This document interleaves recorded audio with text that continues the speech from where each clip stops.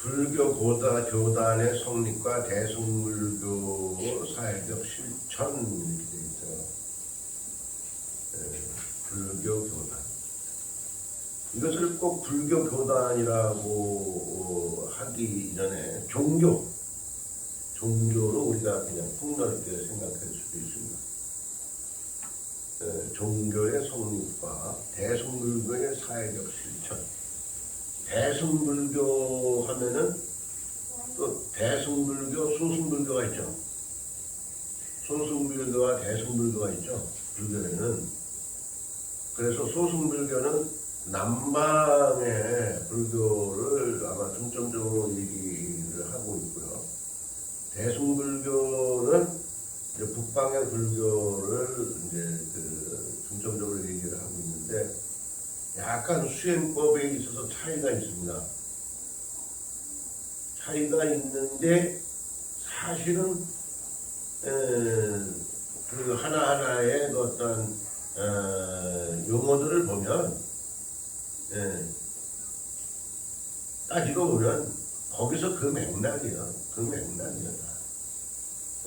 말만 바꾼 어떠한 그런 것들이 많이 있어요. 대승불교는 이제 어떠한 깨달음, 도노를 통해서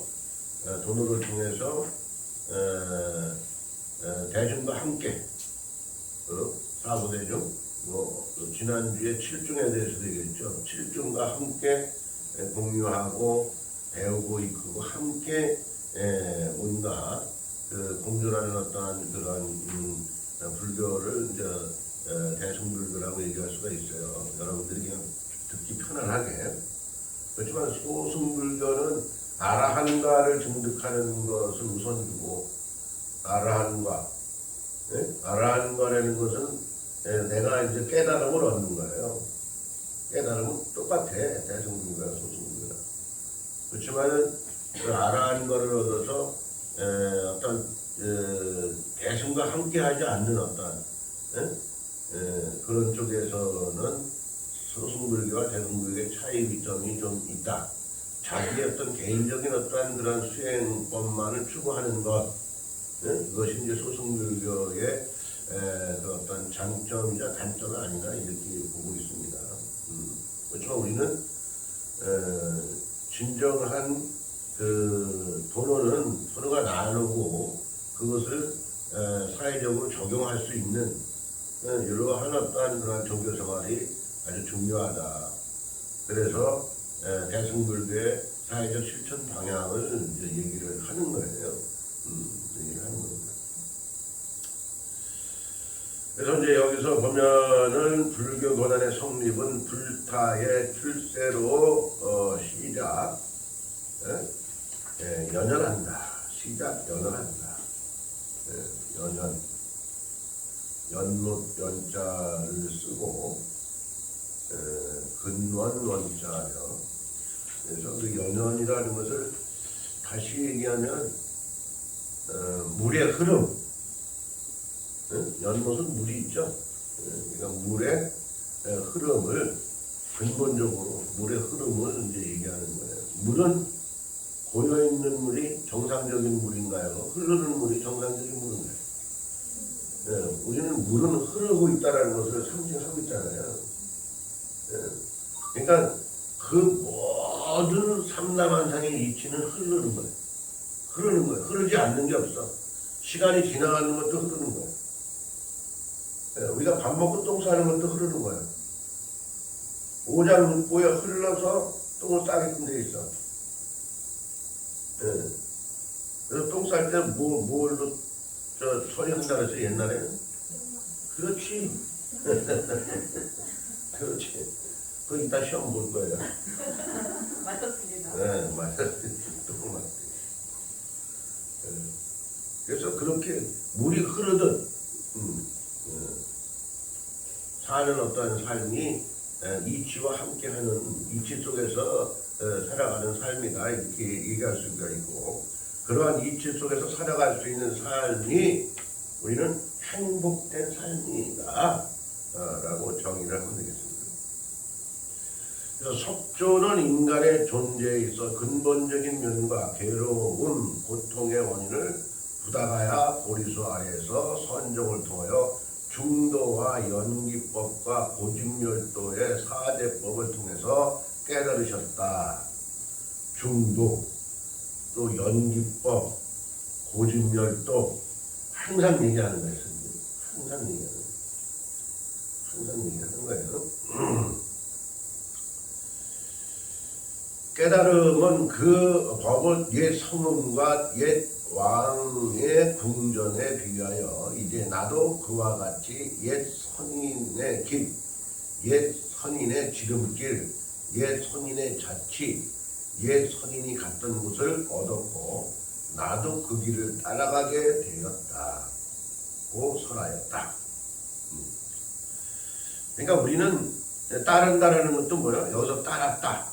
옛 선인의, 성인의 길을 따랐다. 네? 라는 것이 뭐예요? 네? 그렇죠. 예. 연원을 가지고 얘기하는 거예요. 연원을 가지고 얘기하는 거예요. 우리는 가정에서는 부모의 어떠한 부모에게 어떠한 그러한 어려서부터의 교육을 통해서 우리가 지금까지 유지하고 있는 거죠. 그 또한 연원입니다. 연원이에요. 그 또한 연원이에요. 네? 그래서 각각의 어떠한 그러한 우리가 교육에 따라서 네?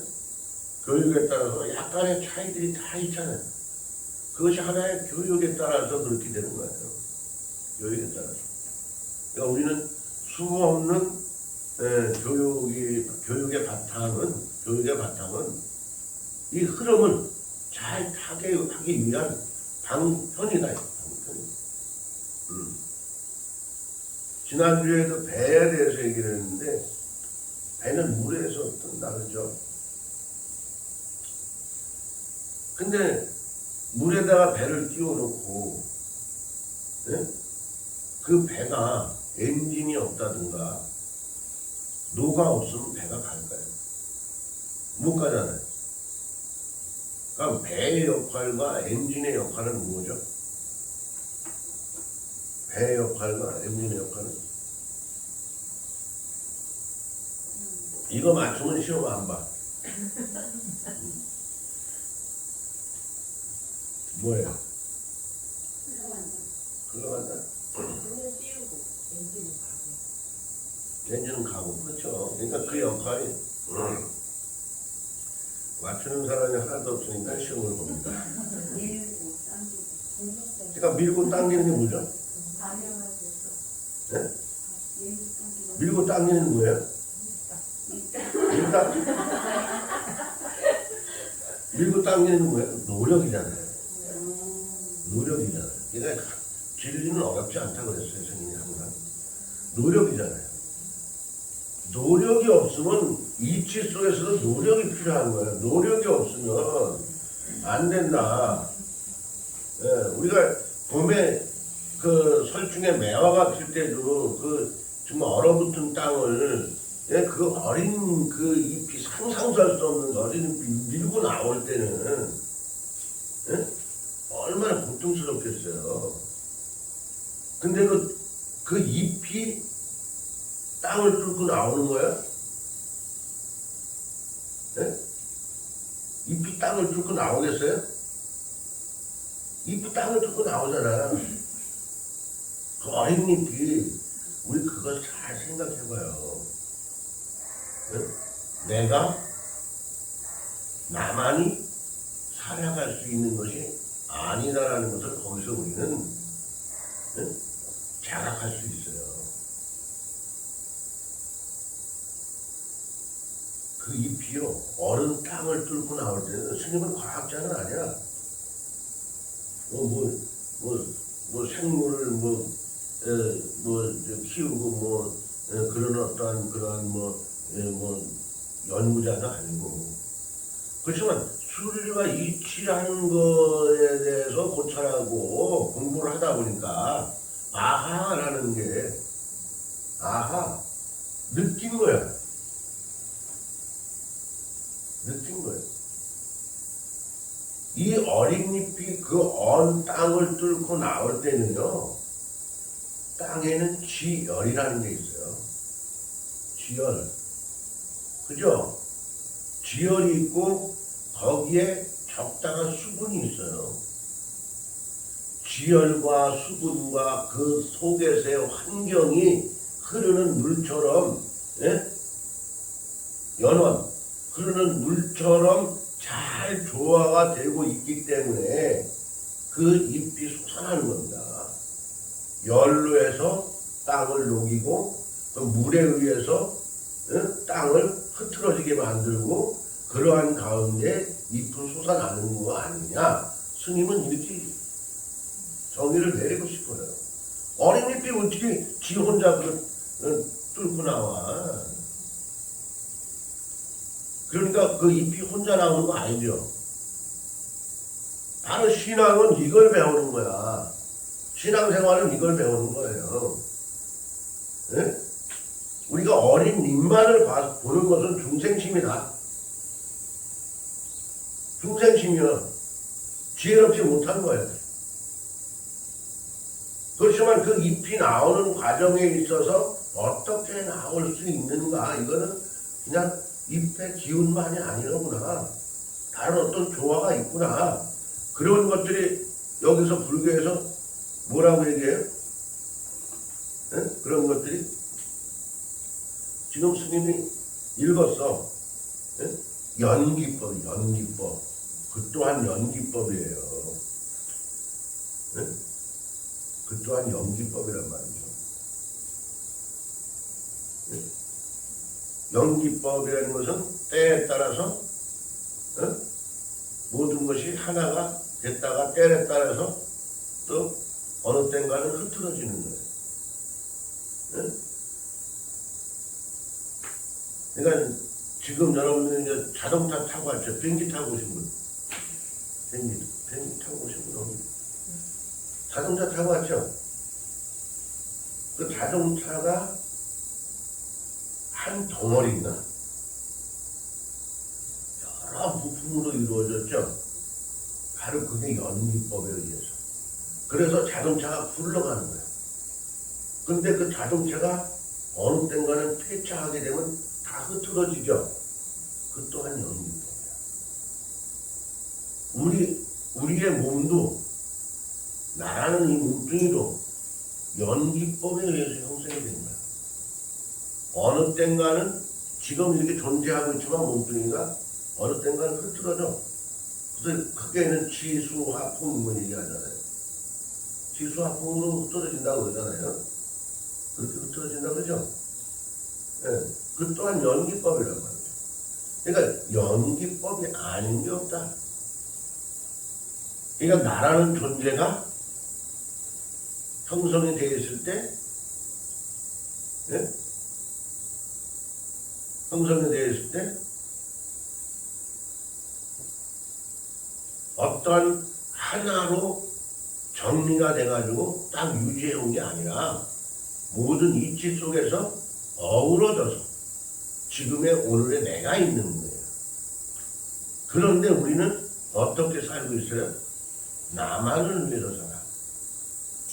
도도하고 방자하게 사는 거예요. 네? 내가 이치가 없으면 살 수가 없는 거예요. 지금도 공부하기 위해서 들어와가지고 절 내실에 들어가서 주방에 들어가서 커피도 마시고 왔고 물도 마시고 왔고 했죠? 그게 뭐예요? 연기법이야. 네?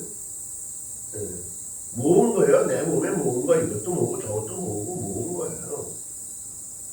때로는 모아지기도 하고 때로는 흐트러지기도 하는 게 연기법인데 그러한 것들이 순리 속에서 계속 연속되고 있다. 그런 것을 바로 알았을 때 우리는 명상이라는 것을 할 수가 있는 거예요. 네? 지금 명상 심리학에 대해서 얘기하는 거 배우고 있는 거죠, 우리는.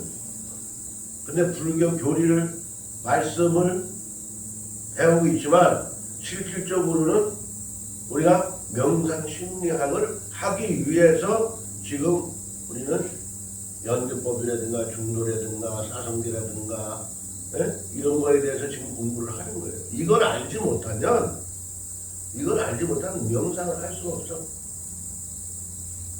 할 수가 없는 거예요. 존재를 알 수가 없는데 뭔 명상을 해? 이치의 존재를 알 수가 없는데 할 수가 안 되는 거예요.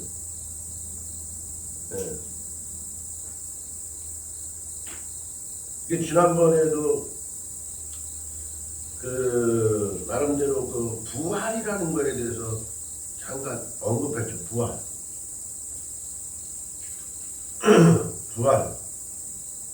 부활이라는 게 육신의 부활이냐?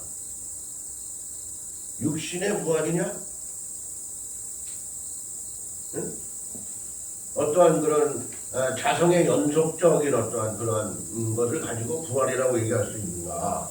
육신에 이제 계속 한 얘기 또 하고 스님이 그렇게 할 수도 있어요. 그것은 왜냐면 바로 주입을 시키고 바로 여러분들이 인식을 하라는 거예요. 근데 우리 중생들은 영생이라는 부분을 이 몸을 육신을 가지고 기준을 두고 있어요.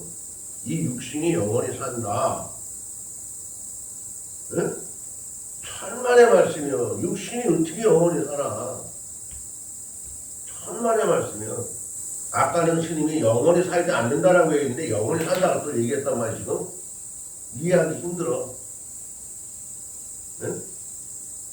근데 우리 대중은 우바세 우바이는 지난번에 7중 공부할 때 우바세 우바이가 뭐야? 선남자 선여인 남자 여자. 우바세 우바이는 죽음과 삶의 기준을 거울에 비춰지는 내 몸뚱이를 놓고 죽음과 삶의 기준을 말하는 거예요. 그렇지만 영생이라는 삶이라는 어떠한 그러한 것은 이 몸뚱이가 아니라 나예요. 나를 가지고 얘기하는 거예요. 내 자성, 이걸 가지고 얘기하는 거예요. 이거는 영원히 살아. 우리는 영원히 살지 않고 영원히 살고 있기 때문에 신앙생활을 통해서 나를 바로 만들기 위한 방편을 쓴 겁니다. 나의 죽음이라는 것을 놓고 정리를 하면 착하게 살 것도 없어. 악하게 살 것도 없어. 내 멋대로 살다가 끽 하고 가는 그만이야. 응? 그렇지만 우리 자성은 계속 유지하고 있어요. 그렇기 때문에 지금 우리가 인간 몸을 받아서 잘 살았을 때 더 좋은 몸을 만든다는 거예요. 예? 더 좋은 몸을 만드는 거예요. 예.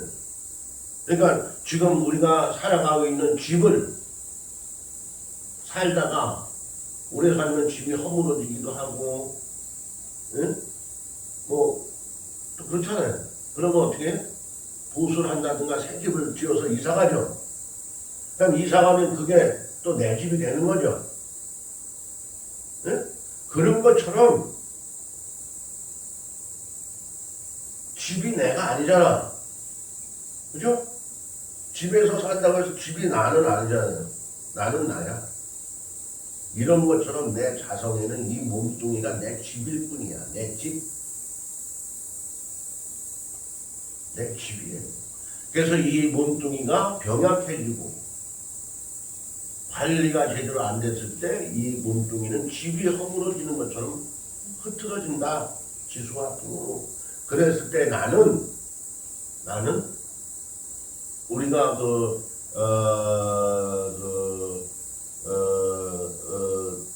저승 간다, 극락 간다 이런 얘기 하죠.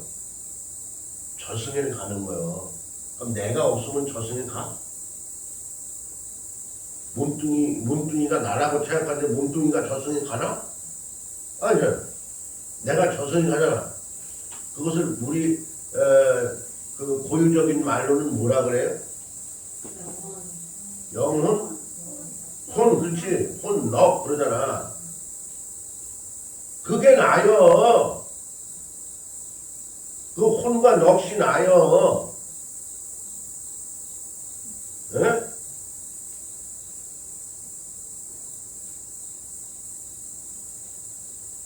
근데 그 혼과 넋이 보여요? 안 보여요. 그렇지. 안 보이는 거야. 그래서 불교에서는 진리를 무라고 쓰는 거예요. 무. 없다. 보이지도 않는다. 들리지도 않는다. 느낌도 없다. 어?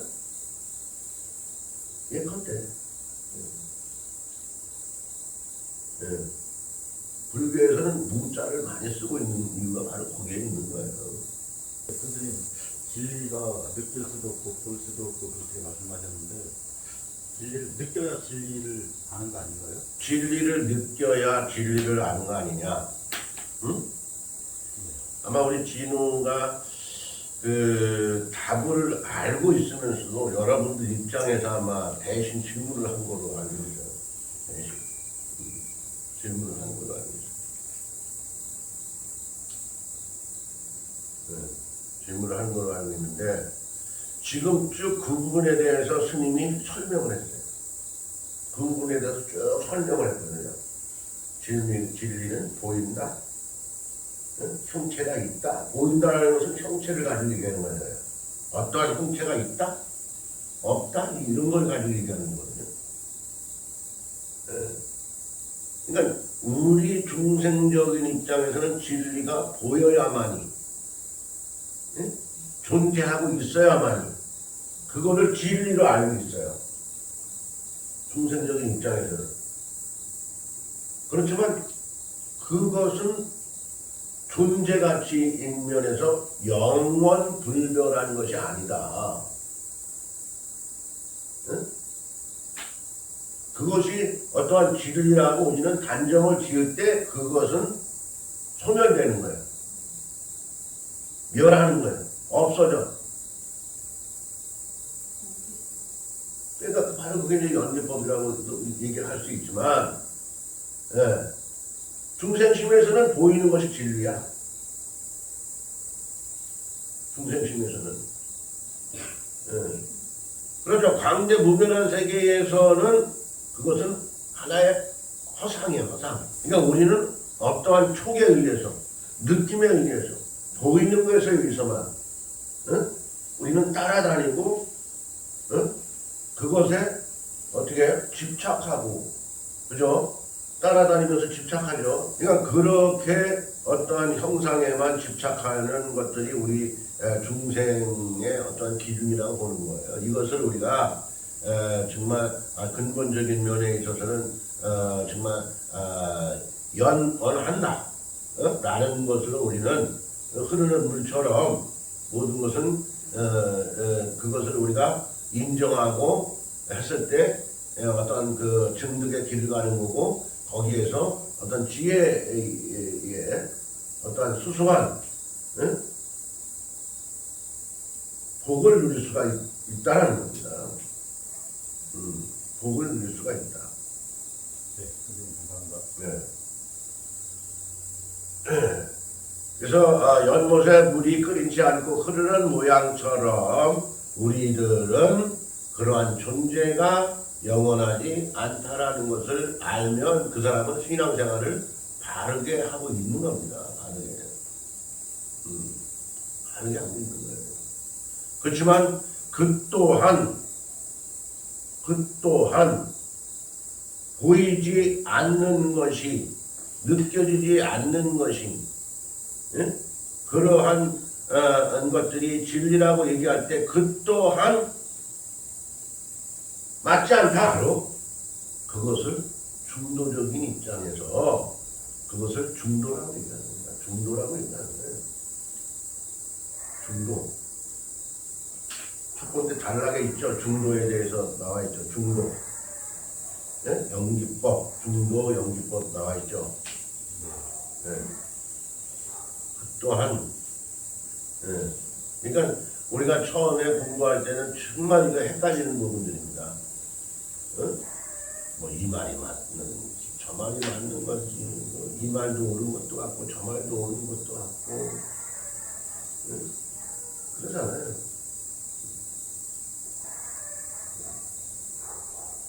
그러니까 아무튼 우리는 그 종교 생활을 하면서 중도, 또 연기법, 고진멸도 사성제만 조금만이라도 이해하고 있으면 우리가 신앙생활 하는데 더더욱 빠른 어떤 지혜를 꽃을 피울 수가 있습니다.